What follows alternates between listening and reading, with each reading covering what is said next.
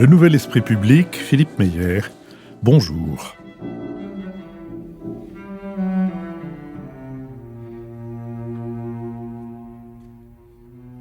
Bonjour, merci de nous avoir rejoints pour ce nouveau Nouvel Esprit Public, au cours duquel nous allons tenter d'éclairer certains aspects de l'actualité avec Nicolas Bavrez, essayiste et avocat, Jean-Louis Bourlange, président de la Commission des Affaires étrangères de l'Assemblée nationale, Michel Elchaninov, rédacteur en chef de Philosophie Magazine, et Lionel Zinsou, ancien Premier ministre du Bénin et président de la Fondation Terra Nova. Nous sommes partenaires de l'hebdomadaire Le 1, dont le dernier numéro a pour titre « Qui convoite l'Afrique ?» Il est ainsi chapeauté « Mali, Guinée, Burkina Faso, Niger, Gabon, la série de putschs militaires survenus dans l'ancien empire français témoigne de la défiance profonde entretenue par ces ex-colonies envers Paris. En s'obstinant à se poser en gendarme de l'Afrique, la France a perdu son crédit auprès de ses alliés historiques. Dans le même temps, le djihadisme et l'insécurité se sont installés, tandis que la corruption et l'accaparement du pouvoir et des richesses conduisent les populations à rejeter un certain modèle démocratique africain. En plus de ce numéro, je signale l'intérêt général, le numéro précédent, dans lequel il y a un long et très intéressant interview du député insoumis François Ruffin. Je signale à nos auditeurs suisses, les frontaliers de la Suisse, que le jeudi 12 octobre à 19h, nous enregistrerons en public à la Fondation Jan Michalski à Montrichet une émission dont le thème sera « Faut-il désespérer de la politique ?» et les participants Françoise Fressoz, éditorialiste politique du quotidien Le Monde, David Jayes, essayiste et ancien secrétaire général du Conseil national de la refondation, et Jean-Jacques Roth, ancien directeur du quotidien Le Temps. Vous pouvez vous y inscrire en nous écrivant sur notre site ou bien auprès de la Fondation Jan Michalski. Toutes nos émissions font l'objet d'un compendium, d'un compte-rendu analytique, garanti rédigé sans recours à l'intelligence artificielle et auquel vous pouvez vous abonner gratuitement. Vous le recevrez dans votre boîte aux lettres chaque mercredi, boîte aux lettres de courriel bien sûr, chaque mercredi. Les badas de la série Si c'est pour la culture, on a déjà donné, reprendront mercredi prochain, avec pour invité Hugues Gall, qui fut directeur du Grand Théâtre de Genève et de l'Opéra national de Paris, et à qui je demanderai de quoi est fait le métier de directeur d'une maison d'opéra. Enfin, je n'ai garde de vous rappeler que vos contributions défiscalisées à hauteur de 66% sont le nerf de la poursuite de nos conversations. Venons-en à l'agression contre le Haut-Karabakh. L'Azerbaïdjan a lancé le 19 septembre une opération militaire qualifiée par elle d'antiterroriste dans le Haut-Karabakh, territoire à majorité arménienne où la souveraineté de l'Azerbaïdjan est aujourd'hui reconnue et où les quelques 120 000 Arméniens qui y vivent jouissent ou jouissaient d'une forme d'autonomie. Le Haut-Karabakh est un point de tension quasi constant. 2 guerres meurtrières y ont déjà eu lieu. La première en 1988, entre 1988 et 1994, la seconde en 2020, à l'issue de laquelle la Russie avait déployé des forces chargées de garantir la libre circulation dans le corridor de Latchine, seul axe routier qui reliait le Haut-Karabakh à l'Arménie. Après une courte période d'accalmie, les tensions ont repris. Bakou, menant une guerre d'usure à force de coupures de gaz, d'électricité, de tirs sur les paysans et de kidnapping. Et fin 2002, les Azéris ont bloqué la circulation dans le corridor de Latchine, blocus renforcé en juillet qui isolait la population arménienne de cette enclave. Il a provoqué ces dernières semaines un début de famine. La Croix-Rouge n'est parvenue que le 18 septembre à faire passer une cargaison de 20 tonnes de farine et de divers produits et éléments de médecine. Les 2000 soldats russes déployés dans l'enclave après le cessez-le-feu de 2020 et censés assurer la sécurité des Arméniens n'ont pas cherché à empêcher le blocus. Mercredi dernier, après 24 heures sous les frappes, les autorités arméniennes du Haut-Karabakh ont annoncé leur intention de déposer les armes selon les conditions imposées par l'Azerbaïdjan pour toute négociation de cessez-le-feu. Le ministère azerbaïdjanais de la Défense a confirmé le désarmement des forces du Karabakh ainsi que l'ouverture de négociations en Azerbaïdjan qui porteront sur la réintégration de la région à population arménienne à l'Azerbaïdjan. Jean-Louis Bourlanges, comme président de la commission des Affaires étrangères de l'Assemblée nationale, vous êtes allé en Arménie, vous aviez d'ailleurs annoncé ce voyage le 10 septembre lors de notre émission en public à l'école alsacienne, et vous étiez engagé à en faire le compte-rendu. Vous ignoriez à l'époque que ce compte-rendu se ferait dans des circonstances aussi fâcheuses, pour dire le moins, mais cependant, c'est sur vous que nous comptons pour ouvrir cette question du Haut-Karabakh. Oui, merci Philippe. Quand nous en avions parlé lors d'une de nos précédentes émissions, j'avais marqué l'extrême gravité de la situation et la crainte de ne pas trouver une solution qui puisse être acceptable et digne pour les populations arméniennes. Alors je crois qu'il ne faut pas, dans cette affaire, analyser uniquement la question du Haut-Karabakh, c'est le destin du peuple arménien dans son ensemble, qui était réparti entre la République d'Arménie et ce qu'ils appelaient, eux, les Arméniens du Haut-Karabakh, la République d'Artsakh, qui était en fait une république qui n'était reconnue par personne, pas même par l'Arménie, mais qui abritait des populations arméniennes entourées par l'Azerbaïdjan dans une situation de très grande précarité. Alors, il faut se rappeler que cette situation, c'est une situation très bizarre, puisque la population arménienne était donc séparée depuis la défaite des Arméniens dans la guerre de 2020, était séparée du Haut-Karabakh. L'Azerbaïdjan entourait complètement les populations arméniennes du Haut-Karabakh. Et en même temps, n'oublions pas que l'Azerbaïdjan lui-même est un pays coupé en deux, avec le sud de l'Arménie entre les deux parties de l'Azerbaïdjan, ce qui est une situation extrêmement imbriquée. Tout ça est dû en partie à l'ingéniosité du camarade Joseph Vissarionovitch Staline, qui avait en son temps créé cette mosaïque extrêmement complexe destinée à rendre inextricable la situation entre Arméniens et Azéris et à rendre inévitable une présence russe permanente. Donc on a cet héritage historique. Alors, moi, je ne suis évidemment pas du tout rendu au Karabakh, et pour cause, c'était totalement fermé depuis décembre 2020, et la décision unilatérale et en fait couverte par la Russie d'interrompre les communications entre le Haut-Karabakh et le reste du monde, et blocus complètement renforcé à partir de juin, où plus un convoi alimentaire, enfin, et quelques expéditions sanitaires continuaient à exister, notamment par l'intermédiaire de Russes, mais en règle générale, les populations arméniennes du Haut-Karabakh étaient soumises à un système de morlande, d'asphyxie, pas de vivres, pas de soins, pas de moyens de survivre, et une pression constante. Donc c'était vraiment quelque chose qui s'apparentait à une sorte de démarche génocidaire lente, au ralenti, ne pouvant déboucher que sur la disparition de ces populations ou un nettoyage ethnique, au moment où le président Aliyev de l'Azerbaïdjan déciderait que on réouvrirait le corridor pour que tout le monde puisse partir. Donc c'était une asphyxie. Alors voilà la situation dans laquelle on était. Alors là, il faut bien comprendre la situation géopolitique de l'Arménie. C'est un pays qui n'a aucun ami proche. Son protecteur naturel, les Russes, sont évidemment très hostiles à Nikol Pachinian, le Premier ministre d'Arménie, qui fait figure de ces leaders post-soviétiques qui ont choisi la démocratie, qui ont choisi de lutter contre la corruption et qui ont éliminé, un peu dans une démarche qui est un peu comparable à celle de Maïdan, qui ont éliminé les dirigeants corrompus et pro-russes. Donc il est pas du tout soutenu par les Russes. Pourtant, ce sont les protecteurs. C'est Cendrillon, si vous voulez. Cendrillon et sa belle-mère.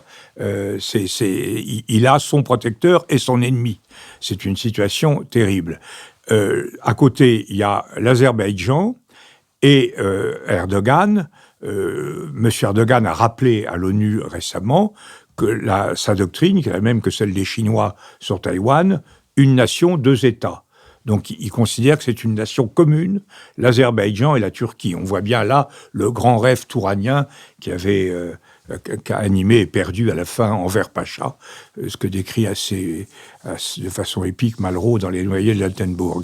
Donc, on a cette affaire-là et une volonté très profonde, là, qui ne concerne pas le Haut-Karabakh, mais qui concerne l'Arménie, de créer la continuité territoriale entre les deux parties de l'Azerbaïdjan, alors c'est le couloir d'Arménie qui consisterait vraiment à isoler complètement l'Arménie. Donc on a les Russes, on a les Turcs, les Occidentaux, les Américains et la plupart des Européens sont du côté de l'Azerbaïdjan. Un certain nombre de pays vendent des armes à l'Azerbaïdjan et l'ambition de la diplomatie américaine est d'essayer au maximum de séparer l'Azerbaïdjan de la Russie, et il gobe plus ou moins cette espèce de fable de l'Azerbaïdjan disant « je vous aide avec mes productions d'hydrocarbures et de pétrole à survivre à la situation d'asphyxie créée par la guerre d'Ukraine en matière d'hydrocarbures », ce qui est une vaste blague, puisque en réalité l'Azerbaïdjan est la plaque tournante du recyclage des hydrocarbures russes en direction de l'Occident. Donc là, il présente comme une vertu, ce qui était finalement une contribution à l'échec relatif de l'embargo sur les hydrocarbures vis-à-vis de la Russie. Le dernier pays qui joue un rôle très important dans l'affaire, c'est Israël. L'avant-dernier pays. Israël qui on a vu qu'avant la guerre, avant notamment dans les dernières semaines, il y avait eu d'énormes mouvements de la part des Turcs, des mouvements aériens, d'armement, etc., à l'Azerbaïdjan, mais il y a toujours en continu des fournitures d'armes à partir d'Israël. Donc c'est une situation où Pachinian est un leader occidental qui incarne le post-soviétisme tel que nous essayons de le souhaiter, et qui en même temps est contré par l'ensemble de l'Occident et qui est soutenu, et ceci explique en partie l'attitude d'Israël, par une seule puissance, extrêmement présentable, l'Iran. Parce que l'Iran veut absolument empêcher la continuité territoriale entre les deux parties de l'Azerbaïdjan, qui créerait une continuité territoriale depuis la Turquie jusqu'à la mer Caspienne. Alors c'est une situation géopolitique impossible. Alors ce qui s'est passé, c'est qu'effectivement, la supériorité militaire azerbaïdjanaise, pour les raisons indiquées précédemment, et aussi par le fait que par rapport aux anciennes guerres gagnées par les Arméniens, l'ancienne guerre gagnée par les Arméniens à l'issue en 91, 92, je me rappelle plus très bien, c'était une armée arménienne très soviétisée, mais avec une armée rouge qui était encore solide, avec des gens qui s'étaient battus, etc. Et ces Arméniens étaient courageux et forts. Là, c'est exactement l'inverse. Les Turcs ont appris aux Azerbaïdjanais, ont donné des armes modernes, et leur ont appris des techniques de la guerre moderne de l'OTAN. On retrouve effectivement l'opposition qu'on a en Ukraine. Donc ils sont complètement éliminés. Alors, je crois qu'on pourra en dire plus d'un mot de la situation, mais sur le Haut-Karabakh, la situation, Aliyev avait évidemment toutes les cartes en main. Là, ce qu'on sait, c'est qu'il a lancé une offensive, il l'a gagnée, il a été assez habile techniquement, pour ne pas faire trop de morts dans la phase militaire, il y a eu des morts, des centaines de morts, mais on n'a pas eu le sentiment d'une volonté systématique de massacre des civils. Cela dit, aujourd'hui, il semble, les Azerbaïdjanais comme les Arméniens du Haut-Karabakh ne peuvent pas se résister. Ils ont signé un armistice, un cessez-le-feu dans des conditions fixées par les Azéris, et maintenant, il semble bien, d'après les échos qu'on a depuis hier, que très grande violence civile soit en cause. Alors, nous, on a saisi le Conseil de sécurité, très bien. En réalité, on a aujourd'hui, objectivement, il y a le choix entre deux situations. Une situation à caractère génocidaire si on passe à des massacres de masse, ou une situation de nettoyage ethnique si on permet à ces populations de partir en Arménie. Je voudrais après discuter de les conséquences pour l'Arménie. Nicolas Bavrez.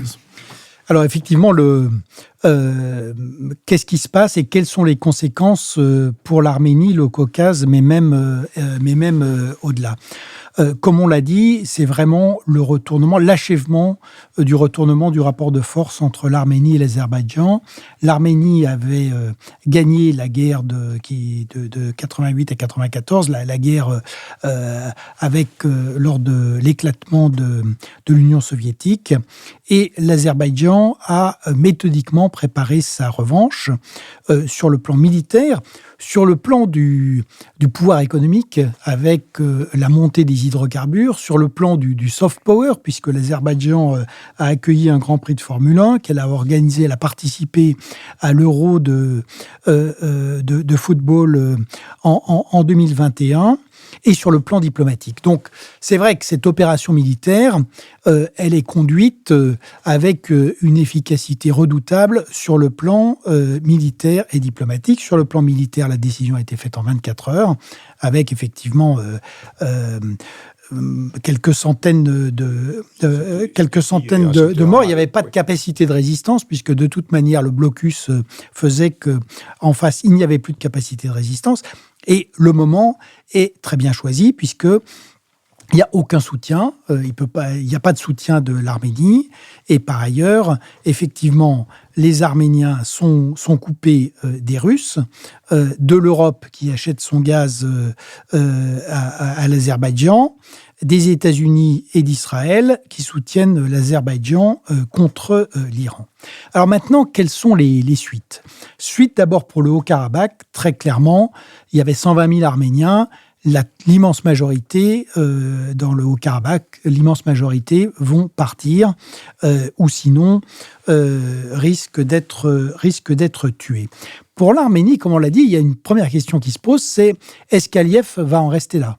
Et à cause de cette situation géographique qui a été indiquée, après tout, le rapport de force est tellement à l'avantage des Azéris qu'il n'est pas dit qu'il s'arrête là.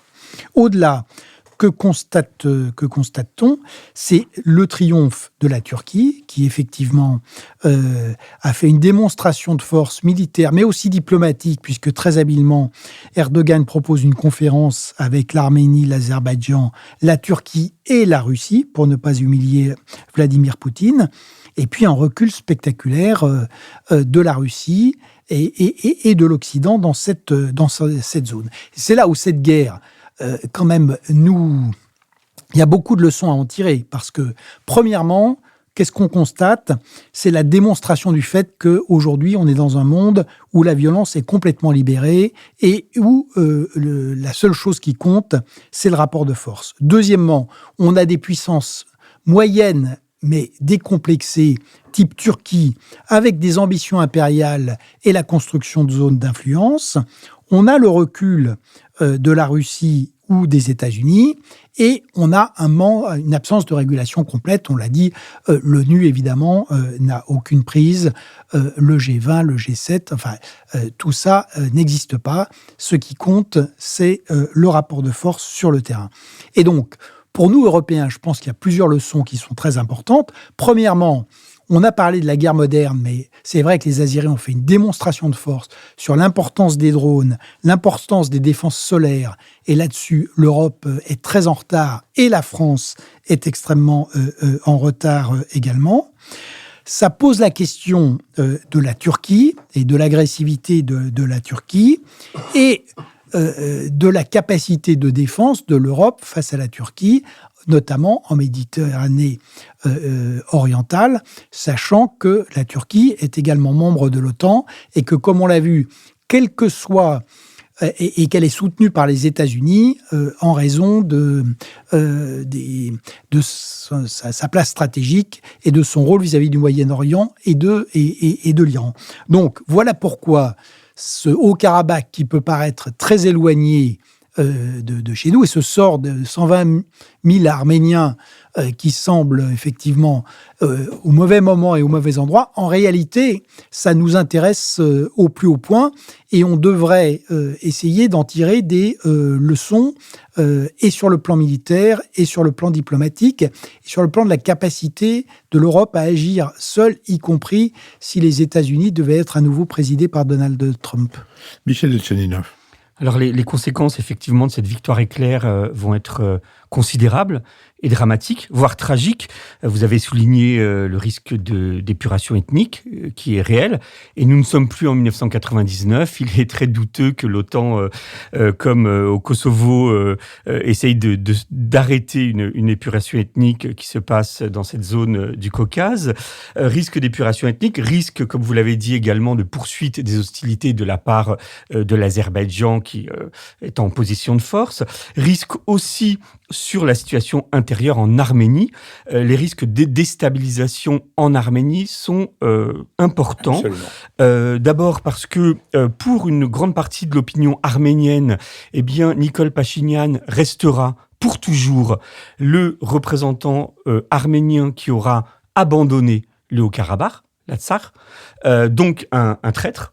Je vous rappelle que Pachinian est élu jusqu'en 2026, mais je me demande comment il pourra rester au pouvoir. Il a gagné les municipales à Erevan dimanche dernier. Tout à fait. Il n'est pas disqualifié. Je suis d'accord avec votre analyse. Il n'est pas disqualifié, mais il est menacé, et je crois qu'une partie de la société arménienne va lui reprocher d'avoir véritablement refusé d'envoyer ses soldats au Haut-Karabakh et de résister. Et enfin, il faut rappeler que les réfugiés du Haut-Karabakh sont relativement maltraités en Arménie. Ça, c'est très bien documenté par des militants des droits de l'homme. Ils ont des problèmes de logement, ils n'ont pas accès aux bibliothèques, à l'université. Donc, un afflux de réfugiés du Haut-Karabakh vers l'Arménie risque aussi de déstabiliser ce pays. Alors, je voudrais quand même m'interroger sur l'attitude de la Russie, puisque cet événement se passe dans le contexte de la guerre en Ukraine, qui est une boîte de Pandore qui libère finalement la volonté de résoudre ce type de conflit par la violence. À première vue, pour la Russie, c'est un désaveu, c'est un échec, puisque la Russie a des forces de paix sur place au Karabakh, à peu près 2000 soldats, et était garante de la paix. Et puis, c'est aussi risqué pour la Russie, puisque si le Haut-Karabakh revient dans le giron de l'Azerbaïdjan, eh bien, à quoi serviraient des troupes de forces de paix? Alors, la Russie, apparemment, est mise à mal, et en même temps, je crois qu'il y a une forme de joie mauvaise, de sentiment de revanche qui s'exprime parfaitement depuis plusieurs semaines en Russie. Dès avant l'invasion du Haut-Karabakh, Vladimir Poutine disait que ce qui se passait maintenant là-bas était une affaire intérieure azerbaïdjanaise. Le 12 septembre, une semaine pile avant l'invasion, au Forum économique oriental, Vladimir Poutine répondait à une question sur l'Arménie. Il disait, écoutez, l'Arménie, on a essayé de l'aider à partir de 94. D'ailleurs, on aurait pu vraiment l'aider puisque, évidemment, le Karabakh serait resté libre par rapport à l'Azerbaïdjan. Mais l'Arménie nous a tourné le dos. Elle est allée voir les Européens, Charles Michel, Emmanuel Macron, elle est allée voir les Américains. Et finalement, voilà le résultat. Et le discours de Vladimir Poutine, donc, était une forme de blanc-seing à l'intervention azerbaïdjanaise. C'est-à-dire que Vladimir Poutine disait, écoutez, quand des anciens satellites décide de nous tourner le dos, de faire des manœuvres conjointes avec les Américains quelques jours avant les événements, quand la femme de Pachinian va apporter de l'aide aux Ukrainiens à Kiev, voilà ce qui arrive.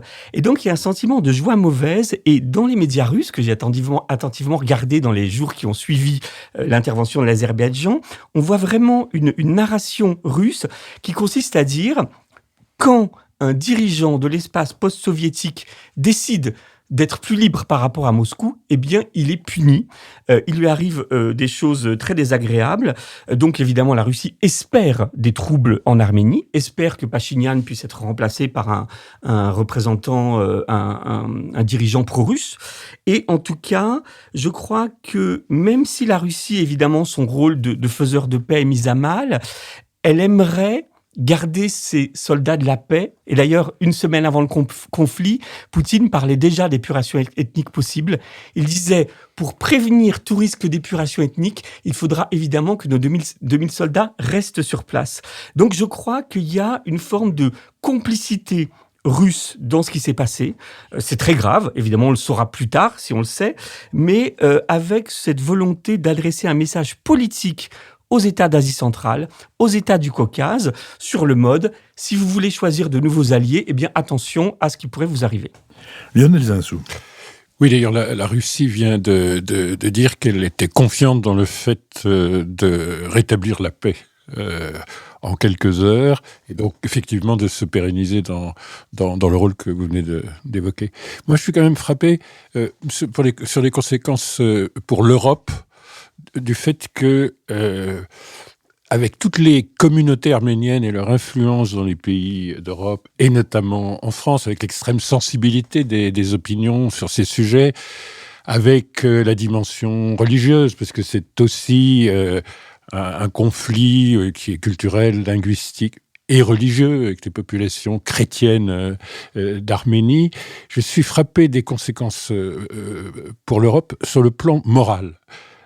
Parce qu'au fond, l'Europe a mis beaucoup de temps à reconnaître le génocide, le caractère génocidaire des événements de 1915 en Turquie. C'était déjà quand même un petit problème en ce qui concerne les fameuses valeurs de l'Union européenne, qui sont un des arguments dans le positionnement international de l'Europe. Nous défendons des principes et des valeurs. On a eu beaucoup de mal, et en fait c'est très tardif, c'est très récent, et même au Parlement français c'est très récent que d'avoir reconnu le caractère de génocide, pourtant absolument patent, de 1915. Et là on est bien dans une situation génocidaire, parce que au fond, les juristes ne considèrent pas qu'un génocide c'est simplement d'avoir massacré, mais c'est d'avoir créé les conditions dans lesquelles effectivement il y a un très grand risque de génocide, d'épuration ethnique, etc. Et d'ailleurs, dans les deux conflits récents, on a des proportions de morts qui sont considérables.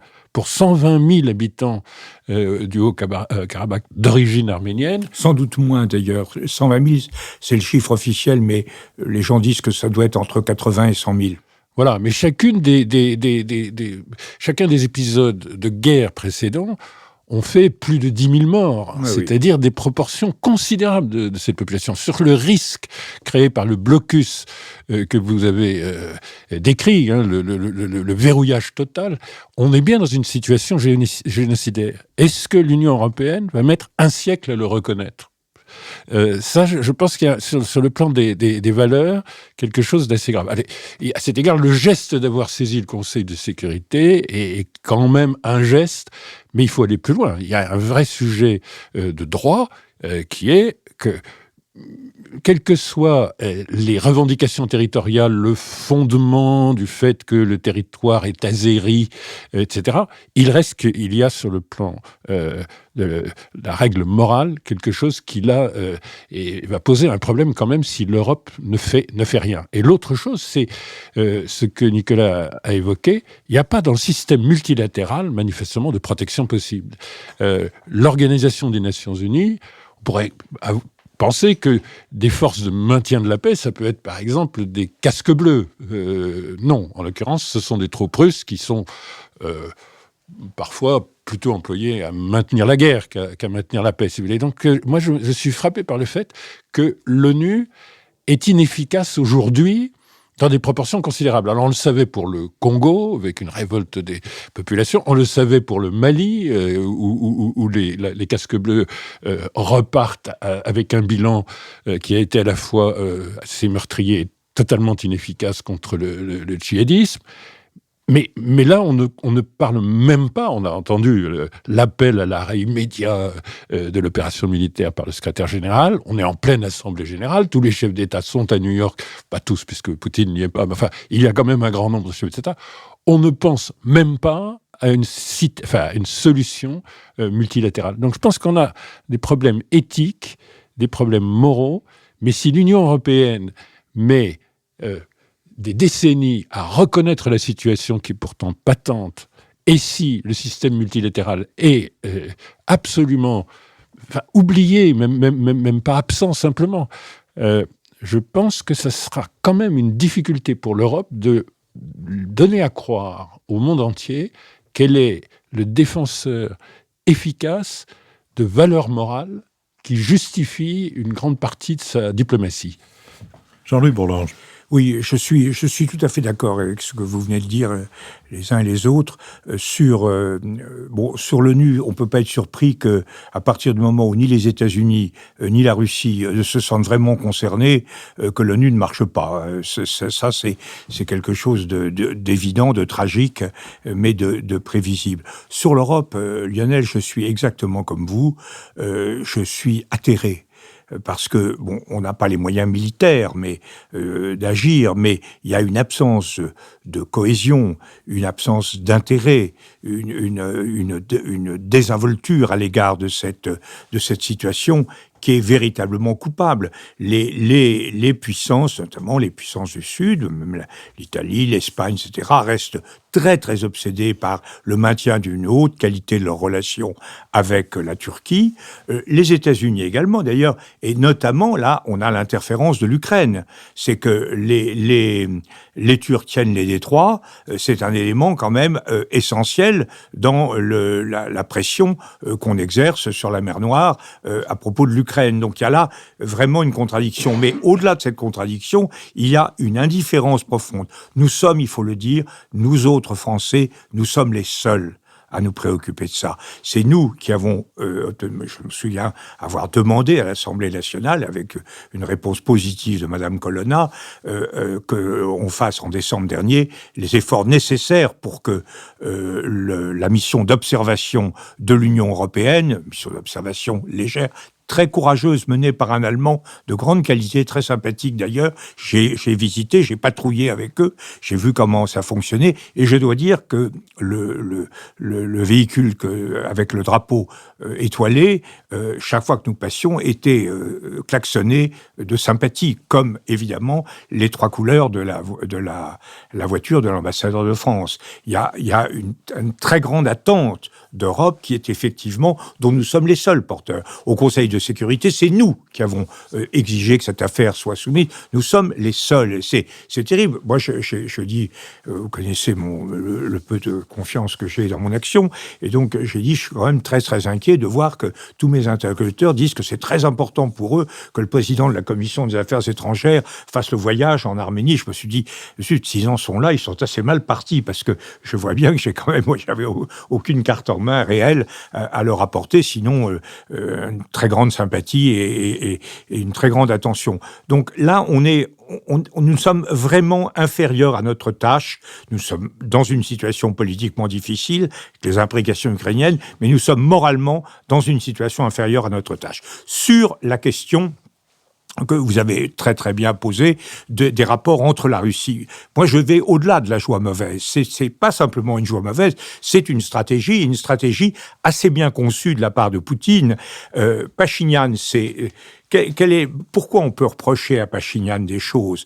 On peut lui reprocher deux choses. On peut lui reprocher d'avoir accepté, en fait, de dire qu'il n'interviendrait pas au Karabakh. Mais très franchement, il était obligé. C'eût été criminel de sa part vis-à-vis de la République arménienne d'engager dans des conditions qui étaient totalement défavorables une nouvelle épreuve de force avec l'Arménie. Mais en même temps, le fait de l'avoir dit a été aussi un permis d'intervenir pour Ilham Aliyev, qui de toute manière serait intervenu. Mais enfin, c'était... Et par ailleurs, il a très bien compris que les Russes ne le supportaient pas, et pour des raisons que vous connaissez bien, qui sont que les Russes n'aiment pas des leaders post-soviétiques qui veulent établir la démocratie et lutter contre la corruption, ce qui était quand même, comme en Moldavie, comme en Ukraine, le programme de M. Pachinian. Donc, ils ne l'aimaient pas, ils ne l'ont pas soutenu. Du coup, Pachinian s'est tourné vers nous, et s'est tourné vers l'Occident. Et là, il a dit, on a a peut-être eu tort de s'en remettre à la Russie. Donc la Russie en a fait encore moins. L'Iran, le fait d'être soutenu par l'Iran, bloque complètement les États-Unis, qui font effectivement donc, et il s'est retrouvé donc vraiment le derrière entre deux chaises, n'étant plus soutenu par les uns et plus soutenu par les autres. Alors l'avenir pour la République d'Arménie, c'est une situation très difficile. Je suis tout à fait d'accord avec vous sur les risques de déstabilisation qui vont intervenir en République arménienne. D'abord, comme vous l'avez signalé, par la présence des réfugiés qui vont créer une espèce d'abord de reproches, etc. Ensuite, les manœuvres russes. On a des manifestations qui sont orchestrées par l'ancien pouvoir arménien favorable à la Russie. Là, on a l'impression quand même, c'est un peu le sentiment que j'en ai retiré, c'est que les Arméniens n'ont pas envie de revoir l'ancien système corrompu, antidémocratique, qui avait la faveur de Moscou. De ce point de vue-là, les résultats des élections municipales à Erevan, où le parti de Pachinian est arrivé très largement en tête, sont plutôt rassurants. Mais il y aura une déstabilisation, ce qui d'ailleurs, Lionel, nous donne peut-être une mission où enfin l'Europe pourrait faire quelque chose. Parce que là, pour aider à la réinsertion en Arménie, ou chez nous d'ailleurs, mais en Arménie, de ces populations expulsées du Haut-Karabakh, il y a certainement un grand programme, tel que l'Union européenne sait à peu près les faire, où on pourrait apporter de la détente, de la pacification dans l'Arménie. Mais alors, maintenant reste le problème géopolitique pour Pachinian. Il est clair, Erdogan l'a clairement marqué, que tout ceci est une étape, qu'il veut continuer à favoriser les desseins de l'Azerbaïdjan sur le territoire de l'Arménie, c'est-à-dire créer ce corridor. Et alors là, on voit bien comment tout ça peut s'imbriquer d'une façon assez défavorable à Pachinian et aux Arméniens. Parce que les Iraniens ne toléreront pas que la continuité territoriale au profit des Turcs. En revanche, ils se foutaient complètement, les Iraniens, du Haut-Karabakh, ça les intéresse pas, c'est un cul-de-sac, ça mène nulle part, ça les intéresse pas. En revanche, si les Russes sont un peu présents sur la frontière sud de l'Arménie, et donc marquent les Turcs. Les Turcs, c'est dans l'OTAN. L'Iran est quand même fondamentalement hostile à l'OTAN et a de bonnes relations avec la Russie. Ça peut les aider. Donc, on voit assez bien ce qui pourrait naître. C'est une sorte d'accord entre les Turcs, les Russes, passivité iranienne, pour faire une pression très forte sur l'Arménie et qui aboutirait quand même à une remise en cause de la souveraineté arménienne sur le sud du pays. Et là, il y a quelque chose de très très important. Et là, les Européens, les Occidentaux, les Américains ne devraient pas pouvoir laisser faire. Mais Pachinian est dans une situation effectivement très difficile et il faut, je crois, l'aider à gérer cette situation ou de ces menaces de déstabilisation qui vont ne faire que croître et embellir. C'est un premier acte, c'est un troisième acte, c'est pas un cinquième acte. Merci. Je vous propose que nous passions au deuxième sujet que nous voulions aborder, celui de la France en Afrique. Les présidents de l'ancien précaré français en Afrique sont renversés les uns après les autres. Le Malien Ibrahim Boubacar Keïta en août 2020, le Guinéen Alpha Condé en 2021, le Burkinabé Roch Kaboré en janvier 2022, le Nigérien Mohamed Bazoum au mois de juillet et fin août le Gabonais Ali Bongo. Dans la foulée de ces coups d'État, la France a dû évacuer ses militaires du Mali en août 22, puis de Centrafrique en décembre 22, du Burkina Faso en février 23 et peut-être bientôt du Niger où elle déploie encore 1500 militaires. Un mois après le coup d'État au Niger, la position de la France reste assez isolée. Joe Biden, qui veut sauver sa base militaire dans ce pays, ne voit pas d'inconvénient à dialoguer avec la junte. Les Allemands se désolidarisent de la position française au Niger, de même que les Italiens en Libye, tandis que les Espagnols reconnaissent le Sahara occidental pour se rapprocher du Maroc. Les pays de l'Afrique de l'Ouest renâclent à intervenir militairement. Le lent déclin de la présence française sur le continent se constate aussi sur le plan économique. La France n'est plus le premier fournisseur ni le premier investisseur agresseurs du continent. Si en valeur, les exportations françaises vers l'Afrique ont fortement augmenté, leur poids relatif a été divisé par 2, passant de 12% de part de marché à 5% entre 2000 et 2021. Antoine Glaser, journaliste spécialiste de l'Afrique, a écrit « La France n'a pas vu l'Afrique se mondialiser, ni su solder sa présence postcoloniale, terreau du sentiment anti-français. Depuis la fin de l'opération Barkhane, le leadership français en Afrique est terminé.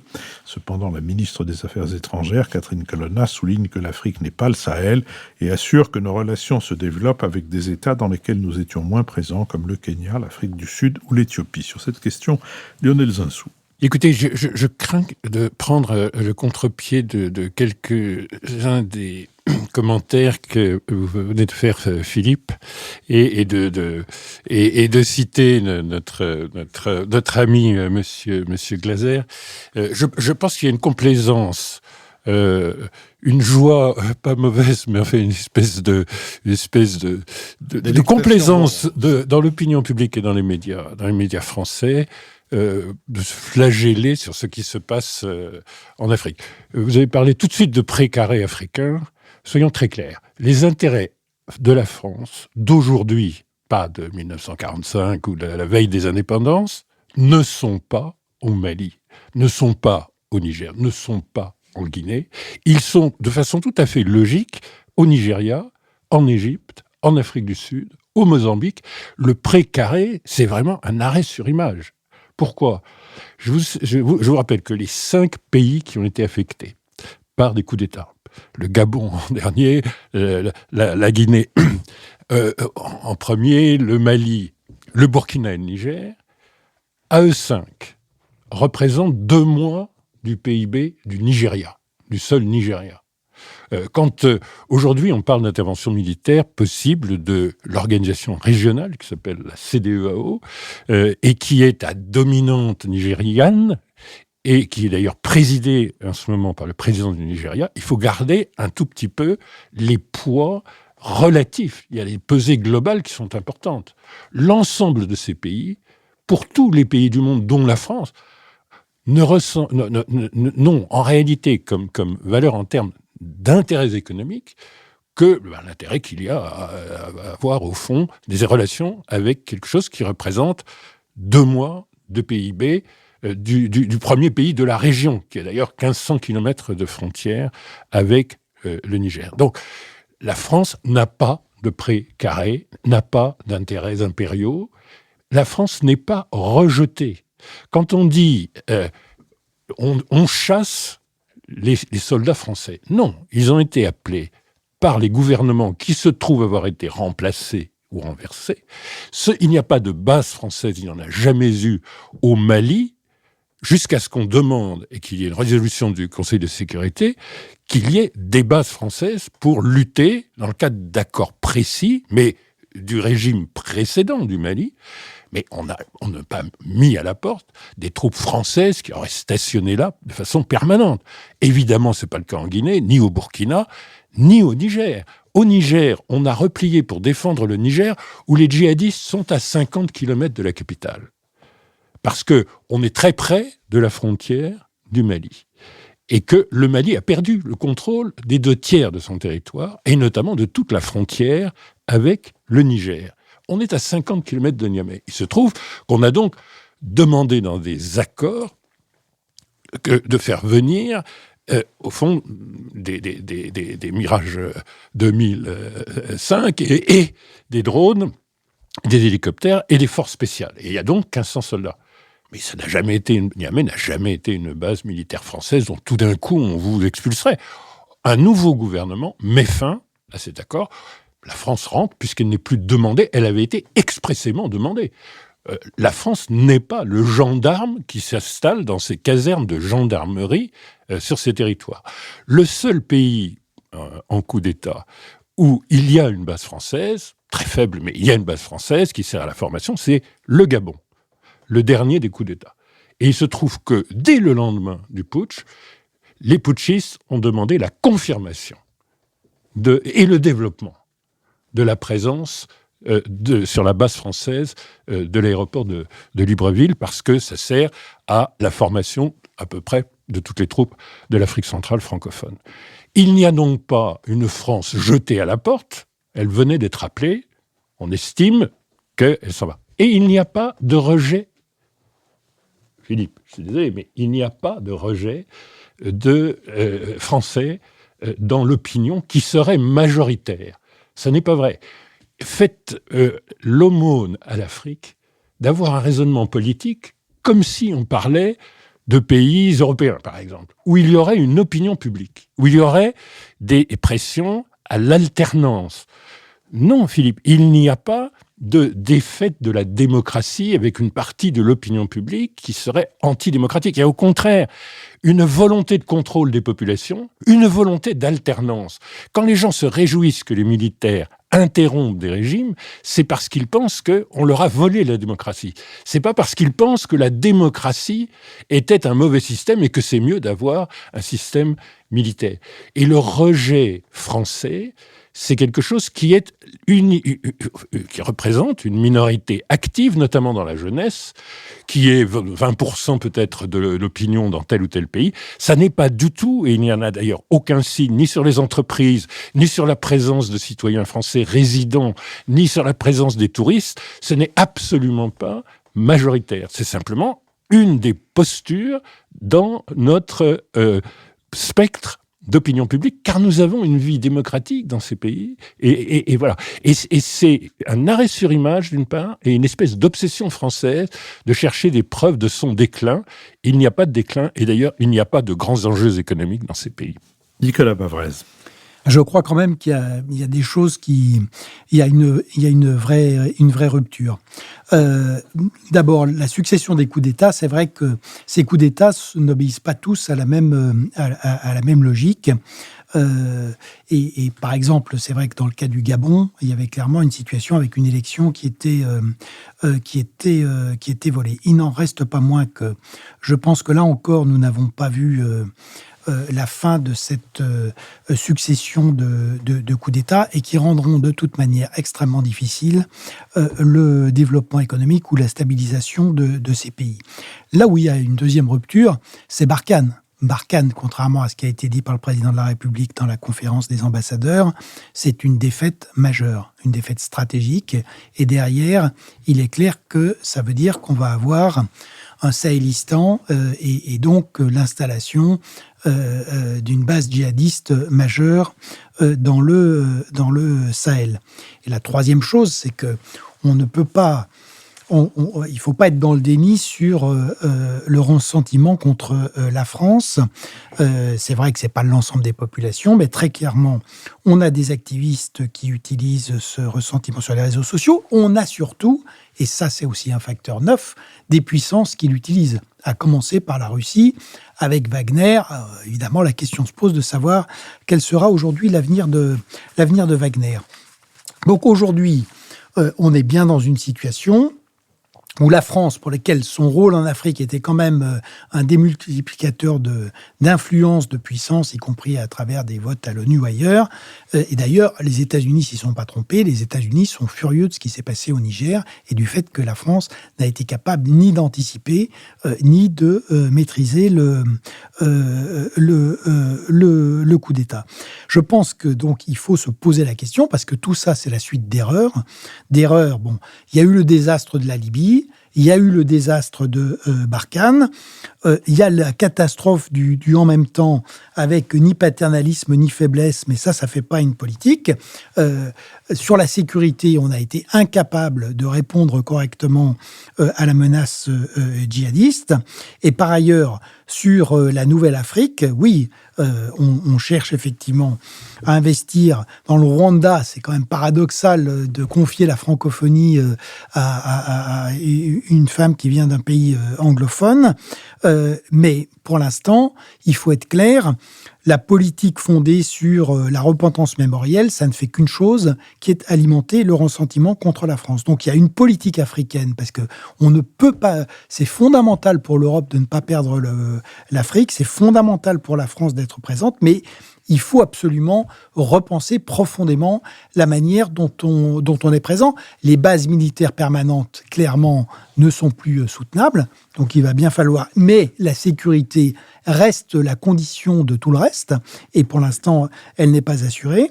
Par ailleurs, il faut être certainement beaucoup plus pragmatique, au lieu de donner des leçons de démocratie, savoir pas avoir des politiques concrètes sur le plan sanitaire, alimentaire, les infrastructures, et ce pivot vers les puissances émergentes, pour l'instant, il faut être clair, il est en apesanteur.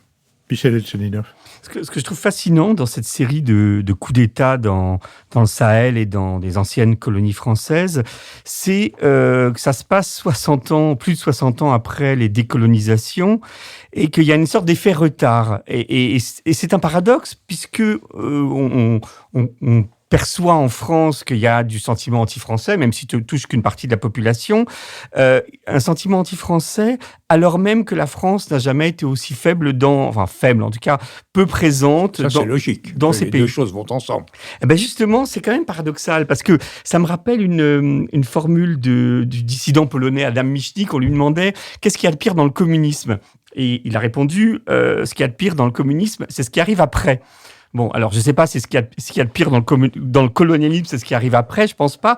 Mais en tout cas, cet effet retard est vraiment intéressant. Cette distance est intéressante. Alors évidemment, on pourrait l'expliquer en disant, et beaucoup de chercheurs le font, en disant finalement, il y a des pratiques post-coloniales. Le colonialisme, en fait, comme pour paraphraser Woody Allen, c'est comme l'éternité, ça dure longtemps, surtout vers la fin. Donc il y a des pratiques post-coloniales. Alors on va parler de la France-Afrique, des bases militaires, etc., des chefs d'État qui sont protégés, des soutiens aux chefs d'État à géométrie variable. Et puis, rappeler que, alors qu'en France, on a abandonné le franc depuis des années, il y a le franc CFA dans 14 pays. Donc, on peut dire qu'en fait, le colonialisme subsiste encore dans les pratiques postcoloniales. Reste que je trouve que le paradoxe demeure. On détesterait d'autant plus la France qu'elle est moins présente en Afrique. Et je trouve qu'on peut faire une comparaison avec un phénomène récent et que nous vivons dans beaucoup de sociétés dans le monde entier. C'est ce rapport, par exemple, au racisme. Alors, ce qu'on appelle aujourd'hui, de manière un peu polémique et un peu floue, le wokisme. Cette idée, à partir, par exemple, de ce qu'on appelle aux États-Unis la théorie critique de la race, l'idée que on peut être une personne qui se considère comme profondément antiraciste, profondément démocrate, qui ne regarde pas la couleur et qui pourtant est porteur de manière inconsciente de préjugés raciaux. C'est ce qu'on appelle aujourd'hui le wokisme, c'est-à-dire qu'une personne qui a participé au mouvement SOS Racisme des années 80 peut se retrouver à devoir s'éveiller, c'est le sens du mot woke, à une forme de racisme inconscient. Et donc, c'est un peu ce qui se passe. Et c'est pour ça que j'ai fait cette analogie avec la relation post-coloniale. C'est-à-dire que Emmanuel Macron et la France se croient débarrassés de toute volonté de domination. Dans son discours de Ouagadougou, Emmanuel Macron expliquait qu'il n'y a plus de politique africaine de la France. Voilà. Mais en même temps, quand on entend au discours des ambassadeurs Emmanuel Macron expliquer que si la France n'était pas intervenue, eh bien le Mali, le Burkina Faso et le Niger n'existeraient plus tels qu'ils existent aujourd'hui, on comprend que ce discours puisse profondément froisser une partie de l'opinion africaine. Jean-Louis Bourlanges. Oui, alors moi, je m'émerveille du talent de Philippe Meyer. Parce que réunir sur une affaire pareille, j'en sais rien, mais enfin, il faut quand même que quelqu'un le dise, parce que les autres, ils tardent à le dire. Alors moi, j'essaie d'être réinvité, donc je place mes pions.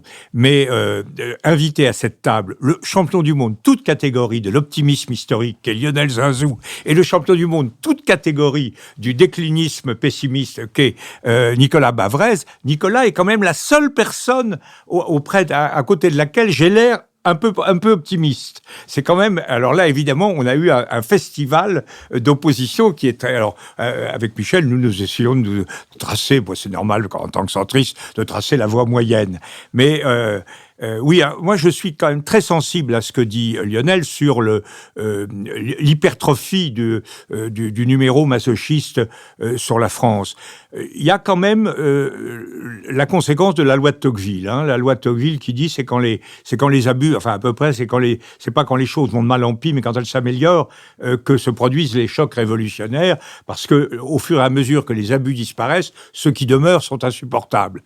Et là, on voit bien que on a répété à tire-larigot qu'on était la France-Afrique, c'était terminé, qu'on n'intervenait plus, qu'on faisait plus des choses, comme Pachinian qui a dit non, je fais rien pour protéger le Haut-Karabakh. Le résultat, c'est que les gens se disent ils sont faiblards, on peut leur taper dessus. Et donc on est très spontanément utilisé à des fins tactiques comme la Libye qui explique des règlements de compte généraux. Moi, ce qui me frappe, je parle sous le contrôle de Lionel, qui connaît évidemment beaucoup mieux la situation africaine que moi, mais ce qui me frappe, c'est la diversité des coups d'État. Je veux dire que ce sont des situations qui sont chaque fois différentes. Alpha Condé, c'était vraiment quelqu'un, ils en avaient tous par-dessus la tête parce que c'était un gouvernement déraisonnable.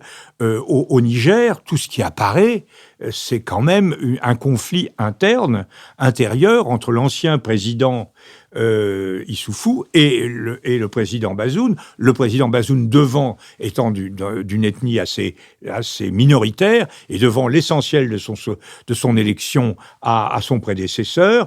Le colonel Tiani était un homme d'Issoufou placé auprès de Bazoum, et il y avait toutes ces querelles sur la gestion des pétroles du Nord Niger. Et donc, quand on a une querelle de cet ordre, la seule façon de s'en tirer, c'est de dire « Ah, c'est encore les Français, vive les Russes !» Alors, les Russes n'ont rien à voir là-dedans. Et les Américains, sur le Gabon, c'est assez fascinant. Alors, le Gabon, c'est quand même un coup d'État que j'ai trouvé génial, parce que on a les résultats. Tout le monde dit, enfin on disait, en tout cas avant qu'il soit proclamé, on disait l'opposition a gagné. Elle a gagné à 2/3 des voix, etc. Paf, on annonce que c'est M. Bongo qui a gagné. Alors il manipule pas les trucs, il prend carrément le score de son adversaire. Il a eu 2/3, donc c'est moi les 2/3, point final. À ce moment-là, coup d'État. On se dit, ils vont dire, les élections sont truquées. Les élections, alors pas du tout. On leur dit, mais alors, il faut dire que les élections... Non, le président Bongo a été très très bien élu, mais il est fatigué, ça va plus, il est plus en accord, donc il faut le remplacer. Mais il est très très très bien élu. Pourquoi il dit ça? Parce qu'évidemment, s'il disait que c'était l'autre qui était élu, il devait s'effacer pour l'autre. Donc c'est le seul cas connu de coup d'État qui soit fait par les vainqueurs des élections, c'est-à-dire par le clan Bongo. Donc tout ça est chaque fois différent, chaque fois étrange. Et il y a aussi quelque chose que je veux signaler, je ne sais pas si Lionel est d'accord avec cette analyse, c'est que moi je suis frappé quand on regarde ce qu'on me rapporte, que disait Léopold Sédar Senghor, Houphouët-Boigny, au moment où on disait « nous voulons des troupes françaises ». Pourquoi ? Parce que nous sommes faiblement acculturés démocratiquement. Si nous avons des troupes africaines trop puissantes, il y aura des coups d'État. Donc, nous avons avec la France, si j'ose dire, un anachronisme, un Wagner civilisé. C'est-à-dire des gens qui vont nous protéger et qui vont pas trop nous menacer. Du coup, on a ce paradoxe complet d'avoir depuis 60 ans après la décolonisation, d'avoir toujours un maillage assez étroit de base, certes pas partout, mais on a quand même tout cela. C'est un héritage. Alors maintenant, que peut-on faire ? Je crois que c'est quand même assez préoccupant, et là je suis un peu en désaccord avec Lionel, je suis quand même assez préoccupant de voir que toutes les formules démocratiques qu'on a essayé d'expérimenter avec plus ou moins d'habileté et plus ou moins de succès sont quand même assez systématiquement remises en cause par des pouvoirs militaires, et je trouve que là, il y a quand même quelque chose de dur pour l'Afrique. Lionel Zinsou ? Oui, je relèverai une phrase de Nicolas. Il est essentiel pour l'Europe de ne pas perdre l'Afrique. Nicolas, c'est fait depuis des décennies. Le premier investisseur... Le pessimisme est en train de changer de camp. Le premier investisseur, ça n'est pas la France, comme l'a dit Philippe Hennefait, ça n'est plus la France. Non, c'est l'Union européenne, ça c'est vrai, mais à 27. Bon, mais le principal partenaire, c'est la Chine. Mais ces pays, il n'est pas question que l'Europe raisonne en se demandant comment je vais essayer de ne pas perdre l'Afrique. Ceci est joué, ceci est terminé. Et donc, ça il faut, là aussi, il ne faut pas faire de péché d'orgueil dans l'analyse de la situation. la France en Afrique. Le problème de la France en Afrique, moi, si j'étais seulement français et pas béninois, mon inquiétude, ce serait le développement d'une immense indifférence. Parce que, par ailleurs, les francophones sont très minoritaires en Afrique. Et il n'y a pas, c'est bien triste, mais il n'y a pas de rejet français chez les lusophones ou chez les anglophones très majoritaires ou chez les arabophones. Il y a une indifférence assez profonde à la France. Et c'est beaucoup plus grave. Et dernière chose, d'où partent les fake news sur le rejet français, sur les exploits de Wagner, de la diaspora en France. Il y a un travail des armées sur d'où viennent, qu'est-ce qui alimente les réseaux sociaux africains et le réseau de fake news, de la diaspora. Et il y a un lien direct entre le développement des discriminations contre les Africains en France, en tout cas perçues par ces diasporas, et ce qu'on rejette vers l'Afrique et qu'on traduit en rejet de la France. Faisons très attention. C'est pas seulement une question internationale, c'est une question intérieure. Non, mais l'Afrique est pour l'Europe un enjeu démographique, un enjeu avec l'immigration qui est absolument existentiel maintenant pour l'Union européenne, un enjeu économique de développement et un enjeu stratégique. Il va de soi que si on a la création d'un vaste espace islamiste, y compris en Afrique du Nord, ça nous intéresse directement. Je suis complètement d'accord. L'Afrique est pour nous un enjeu décisif. Mais ça ne veut pas dire que on est évidemment obligé de tenir compte de la réalité de ce nouveau monde. L'Afrique est dans la mondialisation. Il y a une jeunesse qui fonctionne avec des valeurs qui sont très différentes.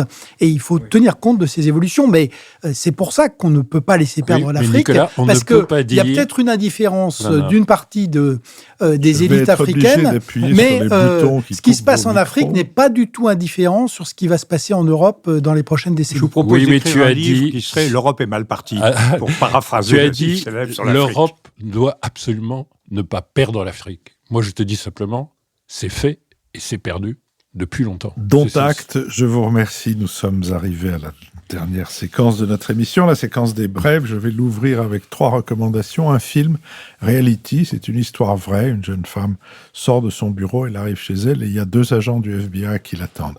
Le reste du film est entièrement dialogué d'après les enregistrements que le FBI fait de la première minute à la dernière minute. C'est remarquablement monté, remarquablement joué. Ces dialogues sont tout à fait impressionnants.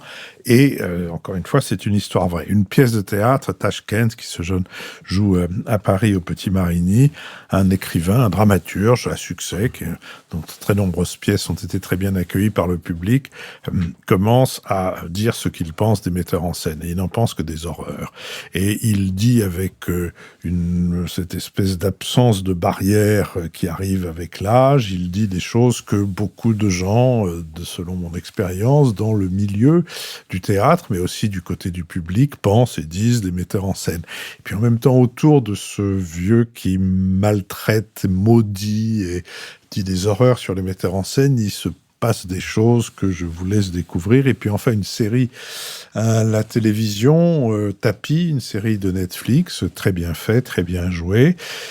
Pas très honnête, à mon avis, parce qu'elle se termine sur l'emprisonnement de Tapis, comme si la fin de Tapis avait été de payer l'ensemble de son comportement. Non, il a été commissaire de police à la télévision, après avoir été emprisonné. Oui, et il a été des tas d'autres choses qui ne sont pas, me semble-t-il, si habiles que soit cette série. Elle est très bien faite, très bien montée, très bien jouée quelquefois. Le dialogue entre Tapis et celui qui joue le procureur Éric de Montgolfier est très remarquable, et le comédien est lui-même remarquable. Mais enfin, à la fin, on se rappelle fâcheusement une phrase fâcheuse du président de la République à la mort de Bernard Tapie, dont il a dit qu'il était une source d'inspiration, je cite, une source d'inspiration pour la jeunesse française, qui revient à peu près à d'ailleurs que Patrick Poivre d'Arvor est une source d'inspiration pour le journalisme et la galanterie. Lionel Zinsou. Je recommanderais de lire, pour les gens qui s'intéressent à l'Afrique et puis qui ont besoin de faits vrais, par exemple, Ombres et lumières d'Afrique.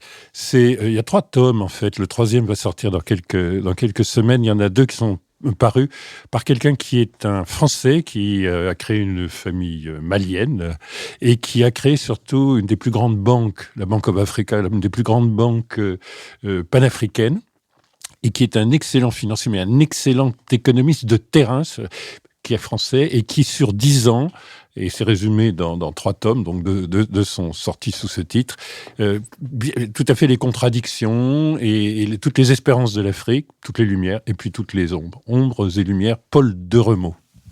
Michel Elchenioff. Alors, un film que beaucoup d'auditeurs ont certainement déjà vu, mais qui m'a bouleversé, Anatomie d'une chute de Justine Triet.